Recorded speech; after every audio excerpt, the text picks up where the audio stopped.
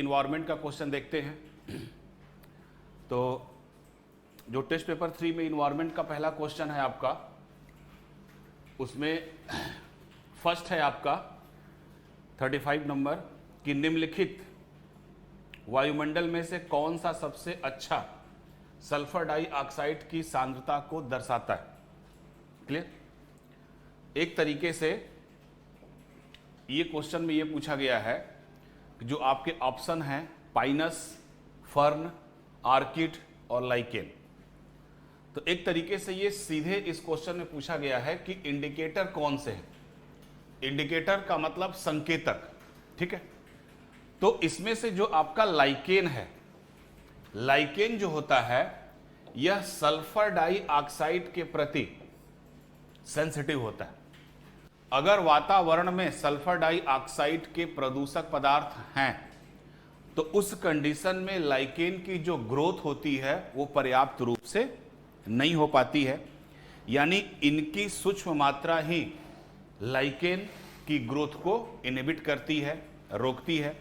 तो इसका सीधा सा तात्पर्य ये हो गया कि अगर जहां पे लाइकेन की ग्रोथ नहीं हो रही है, इसका मतलब वहां पे सल्फर डाइऑक्साइड की मात्रा अधिक है, प्रदूषक पदार्थ वो अधिक है, ठीक है। इसलिए लाइकेन क्या होता है, SO2 के प्रति संवेदी होता है, संवेदनशील होता है। इसलिए इस चारों ऑप्शन में लाइकेन जो होता है वह किसका, सल्फर डाइऑक्साइड का इंडिकेटर के तौर पे देखा जाता है, ठीक है। ये तो स्थल की बात हुई। अगर हम जल में बात करें, जलीय स्तर पे अगर हम बात करें, तो अगर जल में यही सल्फर के डाइऑक्साइड पहुंचते हैं और वो जल में अगर घुल जाते हैं तो यही लाइकेन उनको क्या करते हैं, एब्जॉर्ब कर लेते हैं।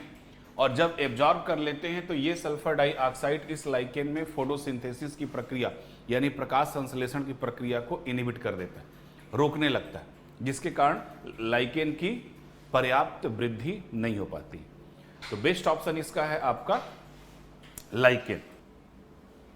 लाइकेन के बाद चलते हैं, नेक्स्ट क्वेश्चन है आपका, which of the following is an example of ex-situ bioremediation. ठीक है, ex-situ बायो रीमेडिएशन। तो बायो रीमेडिएशन का मतलब होता है एक तरीके से जैव उपचार, ठीक है। क्या होता है, जैव उपचार, ठीक। ex-situ का मतलब होता है बाहर, मूल स्थान पे नहीं। जैसे अगर आप लोग कभी बायोडाइवर्सिटी पढ़े होंगे तो बायोडाइवर्सिटी के कंजर्वेशन में दो प्रकार की विधियां अपनाई जाती हैं। एक को कहा जाता है इन सीटू कंजर्वेशन और दूसरे को हम बोलते हैं ex-situ कंजर्वेशन, ठीक है। तो इन सीटू कंजर्वेशन के अंतर्गत हम क्या करते हैं कि जो जैव विविधता वाले क्षेत्र ज्यादा खतरे में पहुंच चुके हैं उनको उसी स्थान पे हम क्या कर दें, कंजर्व कर देते हैं। और इसी के लिए हम बायोस्फीयर रिजर्व वगैरह बनाते हैं, नेशनल पार्क बनाते हैं, ठीक है। तो वो किसके अंतर्गत आता है, इन सीटू। इन सीटू का मतलब उनके मूल स्थान पे ही क्या कर लेना, कंजर्व कर देना। ex-situ का मतलब ये होता है कि उनके मूल स्थान से बाहर कहीं जाके उनको कंजर्व करना जहां उनके लायक इन्वायरमेंट को क्रिएट किया जाता है, ठीक है। जैसे गिर वन शेरों की शरण स्थली है। अब गिर वन में शेरों को क्या किया जाता है, बसाया जाता है। तो वहां पे एटमॉस्फेयर वैसे ही क्रिएट किया जाता है जैसे उनका जंगलों में रहता है शेर का। तो इस प्रकार का कंजर्वेशन क्या कहलाता है, ex-situ कंजर्वेशन। तो उसी तरीके से बायो रीमेडिएशन भी टू टाइप्स के होते हैं। एक तो होता है इन सीटू और दूसरा होता है ex-situ, ठीक। अब इन सीटू कंजर्वेशन की बात करें तो जैसे कोई आपका जलीय क्षेत्र है, जल में कोई प्रदूषण है, तो जब जल में प्रदूषक पदार्थ हैं तो उनको दूर करने के लिए अब हम उस जलाशय को तो उठा के कहीं ले नहीं जाएंगे, तो उसी जलाशय में ऐसा हम व्यवस्था करेंगे, ऐसा ट्रीटमेंट करेंगे ताकि वो स्थान क्या हो जाए, शुद्ध हो जाए, प्रदूषण मुक्त हो जाए। तो उस प्रकार के कंजर्वेशन को हम क्या कहेंगे, in situ bioremediation. ex-situ remediation क्या है, ex-situ का मतलब जैसे मान लीजिए आपका कोई प्लेस है, वहां की मिट्टी अत्यधिक प्रदूषित हो गई है, तो उस मिट्टी को हम क्या करेंगे, कहीं बाहर ले जाएंगे, पोषक पदार्थ या सूक्ष्म जीवों की सहायता से हम क्या करेंगे, उसमें ऑक्सीजन कंटेंट मिलाएंगे, प्योर हो जाएगा तो फिर उसी स्थान पे हम लाके क्या कर देंगे, कंजर्व कर सकते हैं। ठीक है, तो उस प्रकार के हम बोलते हैं उसको एक्स सीटू। एक्स सीटू का सिंपल सा मतलब होता है बाहर। ठीक है, बायो रिमेडिएशन, जैव उपचार का मतलब भी यहां समझ लीजिए। जैव उपचार का मतलब यह होता है कि प्रदूषक पदार्थों को दूर करने के लिए हम किसी रासायनिक पदार्थों का इस्तेमाल न करते, न हम कोई भौतिक प्रक्रिया का इस्तेमाल करते हैं, न कोई रासायनिक प्रक्रिया का, बल्कि इसमें हम सूक्ष्म जीवों का इस्तेमाल करके प्रदूषक पदार्थों को क्या करते हैं, दूर करते हैं। ठीक है, तो वही विधि कहलाती है जैव उपचार। अब हम चारों ऑप्शन की एक बार चर्चा करते हैं। बायोवेंटिंग, तो बायोवेंटिंग क्या होता है? बायोवेंटिंग एक ऐसी तकनीकी होती है जिसमें अगर किसी मिट्टी में सूक्ष्म जीव हैं तो और वो सूक्ष्म जीव प्रॉपर मात्रा में अगर एरोबिक विस्पायरेशन नहीं कर पा रहे हैं, प्रदूषक पदार्थों को दूर नहीं कर पा रहे हैं, तो बायोवेंटिंग प्रक्रिया में क्या की जाती है, उन सूक्ष्म जीवियों की जो वायुवी प्रक्रिया है वो तेज की जाती है ताकि वहां से प्रदूषक पदार्थ क्या हो सके, नष्ट हो सके। तो अब ये उसी प्लेस पे हो रहा है। क्लियर? दूसरा होता है बायो स्पार्किंग। तो बायो स्पार्किंग क्या होता है कि बायो स्पार्किंग का सीधा सा मतलब होता है भूजल प्रदूषण से। ठीक है, जो नदियां हैं, नदियों में जो जल है, जल में जो प्रदूषण है उसको दूर करने के लिए जब हम सूक्ष्म जीवों का मतलब जीवाणु, शैवाल वगैरह, इसका इस्तेमाल करते हैं तो वह प्रक्रिया कहलाती है बायो स्पार्किंग। तीसरी प्रक्रिया है बायो ऑगमेंटेशन। बायो ऑगमेंटेशन का मतलब यह होता है कि यह भी एक तरीके से जल प्रदूषण को दूर करने का है, लेकिन इसका इस्तेमाल सीवेज प्लांट में किया जाता है। जैसे सीवेज है, नदियों कचरा, घर से, नलियों से जो कचरा निकल रहा है तो वो फाइनली कहां जाके नदियों में मिलता है। तो नदियों के पहले ही सूक्ष्म जीवियों के द्वारा उनमें से प्रदूषक पदार्थों को दूर करने की जो प्रक्रिया है उसको हम बोलते हैं बायो ऑगमेंटेशन। फिर दूसरा है बायोपाइल्स।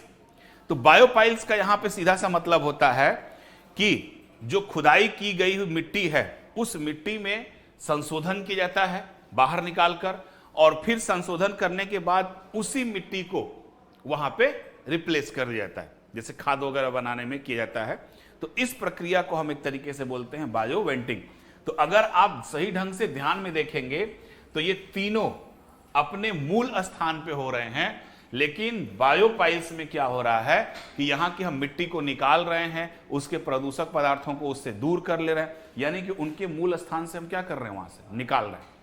तो अब ये मूल स्थान से निकाल रहे हैं तो ये प्रक्रिया कैसी हो गई, एक्स, और ये दोनों, ये तीनों की तीनों उसी स्थान पे हो गए तो ये क्या हो गया, इन।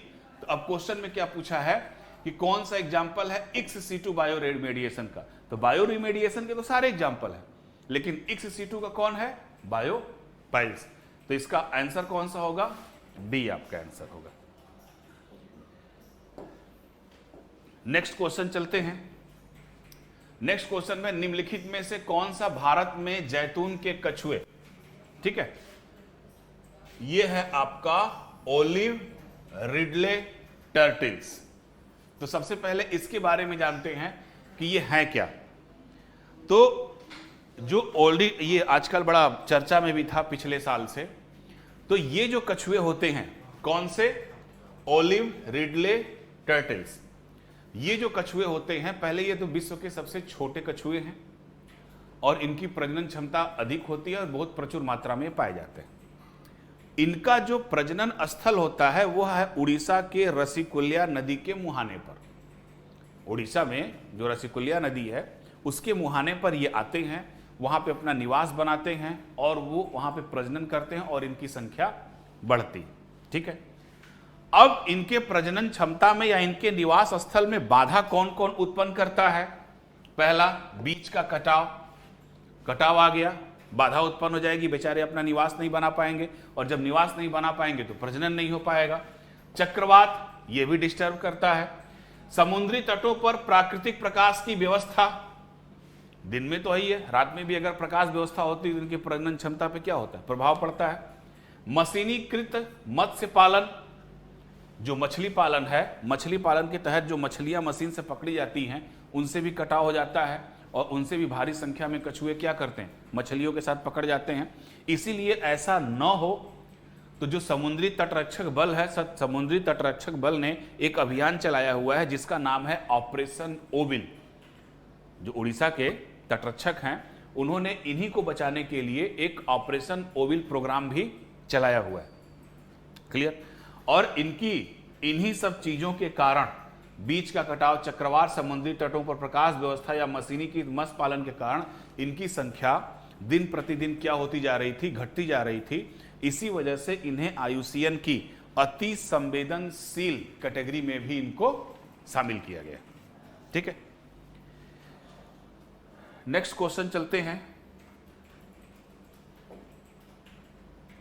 चलिए, तो बायो प्रोस्पेक्टिंग का मतलब समझे। तो बायो प्रोस्पेक्टिंग का सिंपल सा मतलब होता है, जो जैव विविधता वाले आपके स्थान हैं या जो आपके प्राकृतिक प्लेस हैं, वहां से मानव अपने लिए उपयोगी पदार्थों को प्राप्त करता है या प्राप्त करना, तथा साथ साथ उनका इकोनॉमिक इंपॉर्टेंस भी देखना, यही कहलाता है बायो प्रोस्पेक्टिंग। ऑप्शन पे चलो। इनकी विविधता समृद्धि को मापने के लिए एक क्षेत्र की खोज करना, बिल्कुल गलत। क्रायो विधियों का उपयोग करके जैव विविधता का संरक्षण, क्रायो प्रिजर्वेशन, ठीक है, conservation of biodiversity using the cryo method. देखो क्रायो मेथड क्या होता है? अति लो टेम्परेचर, -150 डिग्री सेंटीग्रेड के नीचे जो भी मशीन काम करती है उसको हम क्रायोजेनिक इंजन बोलते हैं। और उसमें क्या होता है ना कि हमारे जो जैविक पदार्थ होते हैं, जैसे DNA हुआ, RNA हुआ, जीन, इनको प्रिजर्व किया जाता है। तो वहां इससे मतलब नहीं है हमको। अपने शिकार के विलुप्त होने के कारण किसी प्रजाति का विलुप्त होना, बिल्कुल नहीं।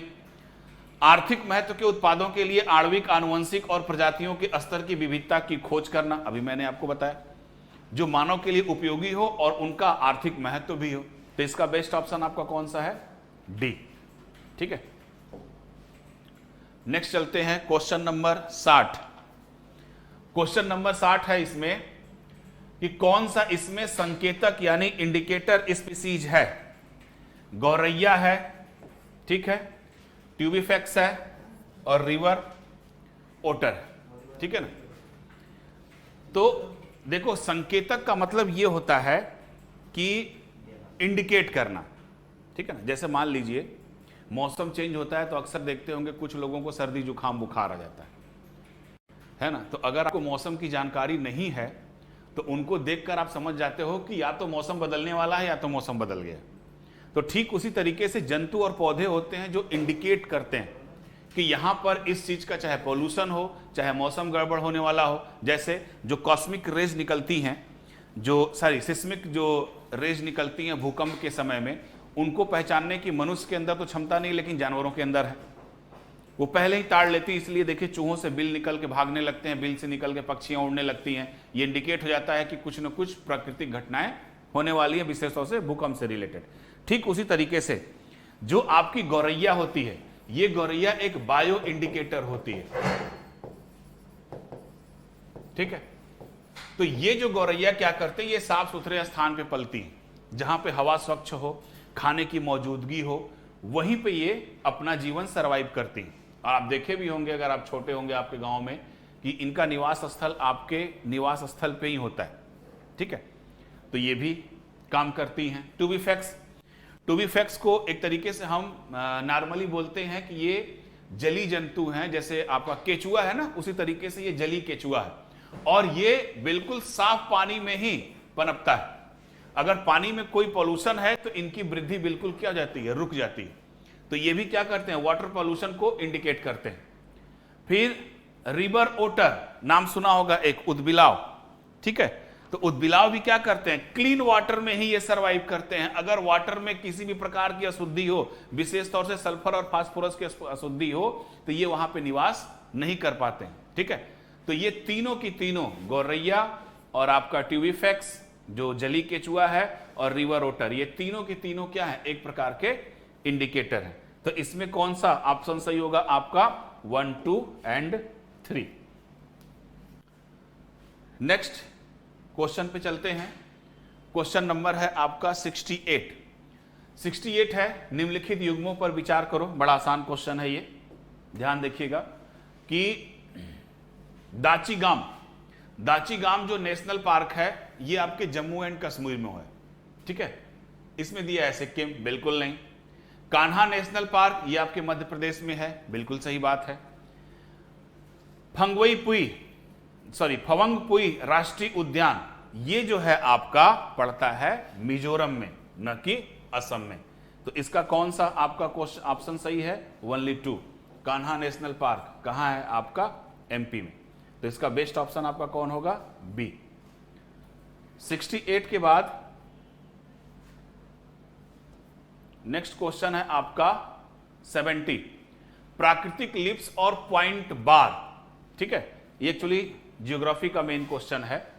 तो जो लिप्स और पॉइंट बार होते हैं ना, ये बहते पानी के डिपॉजिट लैंड फॉर्म होते हैं। ठीक है, तो बड़ा सिंपल चीज है, कोई इसमें कॉन्सेप्ट नहीं है। तो जो प्राकृतिक लिप्स और पॉइंट बार है, पूछा है कि ये क्या होता है, तो ये सीधे बहते पानी के डिपॉजिटल लैंड फॉर्म होते हैं। ठीक है, तो इसका ऑप्शन कौन सा सही है आपका? ए। नेक्स्ट 70 के बाद है आपका 73, निम्नलिखित में से कौन बायो प्रोस्पेक्टिंग शब्द का सबसे अच्छा वर्णन करता है? देखिए, पहले भी मैंने बताया था कि बायो प्रोस्पेक्टिंग क्या है, इसके पहले ही बताया था कि बायो प्रोस्पेक्टिंग सिंपल सा डिफिनीशन जो मैंने बताया कि जैव विविधता वाले क्षेत्र हों चाहे स्थानीय क्षेत्र हों, वहां पर मानव अपने यूज के लिए पदार्थों को प्राप्त करना और ऐसे पदार्थों का प्राप्त करना जिसका वो उपयोग भी कर सके और उसका इकोनॉमिक इंपॉर्टेंस भी हो। तो इसी प्रक्रिया को, यानी पदार्थों की प्रक्रिया, पदार्थों को प्राप्त करना, उसमें जो प्रक्रिया इन्वॉल्व होती है उसी प्रक्रिया को हम बोलते हैं बायो प्रोस्पेक्टिंग। पहले भी आ चुका है क्वेश्चन, देखते हैं। यह सुधार की प्रक्रिया के माध्यम से खाद्य फसलों की पोषण गुणवत्ता, बिल्कुल नहीं। अगर इसकी देखा जाए तो ये टर्म आता है बायो फोर्टिफाइड फूड में, पोषक पदार्थों की मात्रा को बढ़ाना। इसे साफ करने के लिए रोगाणुओं का उपयोग होता है, बिल्कुल नहीं। इसका उपयोग करने वाले अयस्कों से संबंधित खनिजों के निष्कर्षण की प्रक्रिया है, एकदम नहीं। यह रासायनिक यौगिकों के नए स्रोत की खोज और विकास है, सूक्ष्म जीव और अन्य मूल्यवान प्राकृतिक से उत्पाद है, बिल्कुल सही। जो मैंने बताया पीछे डिफिनीशन के अनुसार यही क्वेश्चन है, आंसर इसका सही होगा। तो इसका ऑप्शन क्या होगा? डी। 73 के बाद नेक्स्ट क्वेश्चन है आपका, भारत में हॉर्नबिल पक्षियों को हाल ही के दिनों में संख्या में कमी के साथ विलुप्त का खतरा। ठीक है, तो देखिए हॉर्नबिल जो पक्षी होती है, इस हॉर्नबिल पक्षी को हम एक तरीके से अगर हिंदी नाम दें तो इसको हम बोलते हैं धनेश पक्षी। लंबी चोंच वाले पक्षी होते हैं और ये जो धनेश पक्षियां होती हैं, ये विशेष तौर से जो वेस्टर्न घाट है वहां पे ये अधिक मात्रा में पाई जाती थी, पहले पाई जाती थी। आपको पता है कि जो हॉट स्पॉट है पूर्वी हिमालय, पश्चिम घाट वगैरह, तो पश्चिम घाट में इनका निवास स्थल है, ये बहुत अधिक मात्रा में पाई जाती थी। लेकिन मनुष्यों द्वारा इनका मांस बड़ा मीठा होता है, मांस के लिए इनका अत्यधिक मात्रा में शिकार किया गया, जिसके कारण इनकी संख्या क्या हो गई? कम हो गई। तो इनको भी IUCN की रेड डाटा सूची में क्या किया गया? शामिल किया गया है। तो उसी के बारे में पूछा है कि हाल ही में विलुप्तता होने का खतरा क्या है। तो मेन खतरा इनका क्या है कि मांस के लिए स्थानीय लोगों द्वारा इनका क्या किया गया? शिकार किया गया। ठीक है, बाकी इनके प्राकृतिक आवास में आक्रामक प्रजाति बड़ी छिपकली, इससे कोई मतलब नहीं है। जलवायु परिवर्तन के कारण मौसम के पैटर्न में बदलाव, ये भी कारण हो सकता है, लेकिन मेन कारण क्या है आपका? स्थानीय लोगों द्वारा मांस के लिए इनका बहुत अधिक मात्रा में शिकार किया गया। जैसे आप चिकन खाते हैं अगर, तो चिकन में एक MP का एक चिकन आता है ना, जिसको कड़कनाथ मुर्गा बोलते हैं, तो उसका भी मीट बड़ा अच्छा लगता है चिकन। तो उसी तरीके से इसका भी जो होता है, जितने भी पक्षी होते हैं ना, उनमें सबसे अच्छा मीट और मीठा मीट माना जाता है हॉर्नबिल का। तो इनका बहुत अधिक मात्रा में शिकार हुआ, जिसके कारण इनकी संख्या क्या हो गई? कम हो गई। तो इसका कौन सा ऑप्शन सही होगा आपका? ए। नेक्स्ट चलते हैं, क्वेश्चन नंबर 86, भारत में निम्नलिखित में से कौन से प्रवासी पक्षी पाए जाते हैं? तो पहला है आपका आमूर फाल्कन। तो जो आमूर फाल्कन है ये साइबेरियन पक्षी हैं, लेकिन भारत में अगर इनका देखा जाए तो ये नागालैंड और कुछ पार्ट ऑफ मणिपुर का है, वहां पे ये पाए जाते हैं। दूसरा है ग्रेटर फ्लेमिंगो। तो जो ग्रेटर फ्लेमिंगो है, इसको हम हिंदी में एक तरीके से राजहंस बोलते हैं, राजहंस बोलते हैं। अगर इनकी भारत की बात की जाए तो जो हाई एल्टीट्यूड एरिया है, यानी कि जो भारतीय उपमहाद्वीप क्षेत्र हैं, उनमें आप ये ग्रेटर फ्लेमिंग पाए जाते हैं। साइबेरियन क्रेन, ये Siberian crane Bharatpur Rajasthan area में अधिक संख्या में पाए जाते हैं। और इसके साथ साथ चूंकि इसमें देखो साइबेरियन क्रेन लिखा हुआ है ना, तो ये साइबेरिया में भी पाए जाते हैं। तो तीनों की तीनों प्रजातियां, आमूर फाल्कन ये कहां पे है आपके नागालैंड और मिजोरम के कुछ पार्ट में, ग्लेटर फ्लेमिंगो ये कहां पे आपके पाई जाती हैं, भारतीय उपमहाद्वीप क्षेत्रों में, साइबेरियन क्रेन आपके भरतपुर और राजस्थान में। तो तीनों की तीनों प्रवासी पक्षी हैं आपके देश के। तो इसका ऑप्शन कौन सा है, 1, 2, 3, इसका ऑप्शन होगा आपका डी। ठीक है, तो इतने क्वेश्चन आपके किसके थे, एनवायरमेंट के। Thank you.